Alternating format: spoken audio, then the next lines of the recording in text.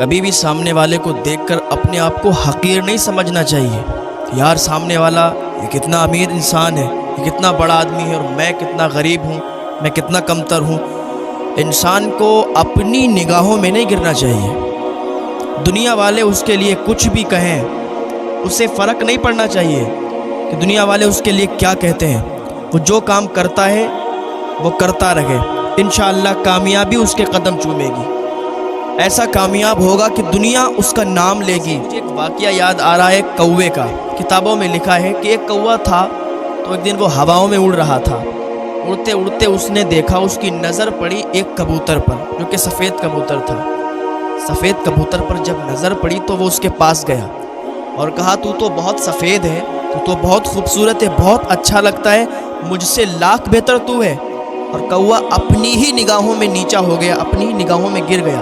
تو کبوتر نے کہا مجھے بھی یہی لگتا تھا کہ میں سب سے بہتر ہوں، خوبصورت ہوں، سفید ہوں، لیکن جب میں ہواؤں میں اڑ رہا تھا تو میں نے رنگ برنگے طوطے کو دیکھا۔ میں نے کہا یار میرے اندر تو صرف ایک رنگ سفید ہے، اس کی بنا پر میں خوبصورت دکھتا ہوں، لیکن یہ طوطا جو ہے اس کے اندر تو کافی رنگ ہے، یہ تو رنگ برنگا ہے، تو طوطا تو مجھ سے زیادہ خوبصورت۔ تو کوے نے کہا اچھا، تو کوا وہاں سے اڑ آیا۔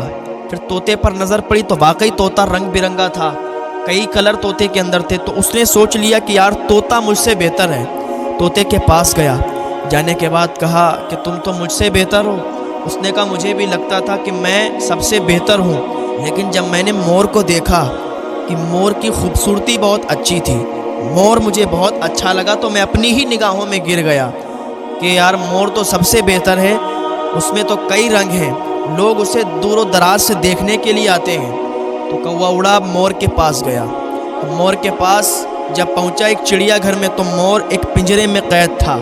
مور کے پاس گیا، جانے کے بعد کہا کہ تم تو بہت خوبصورت ہو، میں تو اپنی ہی نظروں میں گر گیا، میں سمجھتا تھا کہ سفید کبوتر بہت خوبصورت ہے، اس کے بعد میں نے سمجھا طوطا بہت خوبصورت ہے، لیکن جب ان دونوں سے ملا، اس کے ملنے کے بعد پتہ چلا کہ مور بہت خوبصورت ہے۔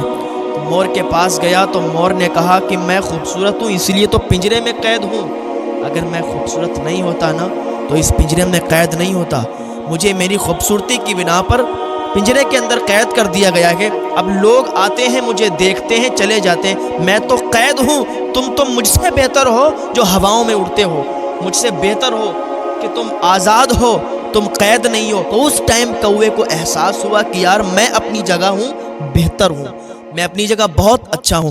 تو یہ فرضی واقعہ تھا، لیکن انسان کو بھی سوچنا چاہیے کہ وہ جس جگہ ہے، جتنا اس کے پاس ہے، اس میں وہ خوش ہے، وہ بہتر ہے۔ اللہ سے اگر دعا کرے تو یہ کرے کہ اللہ تعالیٰ مجھے اور عطا فرما، یہ نہیں کہ اللہ تعالیٰ یہ سامنے والا بڑا امیر ہے، یہ سامنے والا بڑا مالدار ہے، مولا اس کی ساری دولت ختم کر دے، مولا اس کی ساری دولت کو تباہ و برباد کر دے، ایسا نہیں سوچنا۔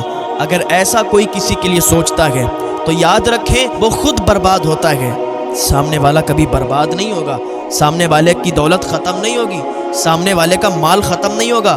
اگر دعا کرنا ہے نا، اپنے لیے بھی کرو اور دوسروں کے بھی لیے دعا کرو، اپنی دعاؤں میں دوسروں کو بھی شامل کیا کرو، وہ دعائیں جلدی قبول ہوتی ہیں۔ آپ جس جگہ ہو، جس حیثیت میں ہو، جس حال میں ہو، خوش ہو، اللہ کا شکر ادا کیا کرو، اتنے میں ہی اللہ کا شکر ادا کرو گے نا تو اللہ تعالیٰ تمہیں بہت نواز دے گا۔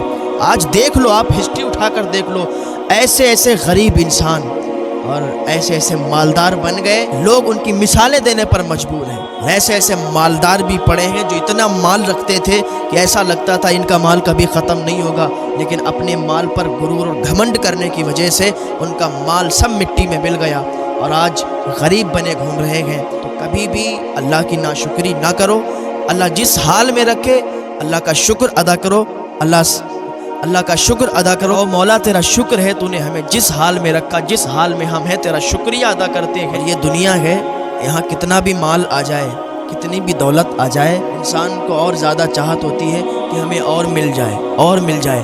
اگر ایک انسان بہت زیادہ غریب ہے اور اسے 10 لاکھ روپے مل جائیں، پھر بھی اس کی چاہت یہ ہوتی ہے کہ اور زیادہ مل جائے، اور زیادہ مل جائے۔ تو انسان کا کبھی پیٹ نہیں بھرتا ہے، ایک انسان کو کتنا بھی پیسہ مل جائے، اس کی ساری آرزو، ساری تمنا پوری ہو جائے، لیکن پھر اس کی آرزویں بڑھ جاتی ہیں۔ اگر کسی کی چاہت ہو کہ اسے 10,000 مل جائیں، اور اگر اسے 10,000 مل جائیں تو اس کی پھر چاہت اور بڑھ جاتی کہ کاش 20,000 مل جاتے۔ تو یہی ہوتا ہے۔ اللہ پاک ہمیں دنیا کی آفتوں سے محفوظ فرمائے، اللہ تعالی ہمیں نیک عمل کی توفیق عطا فرمائے۔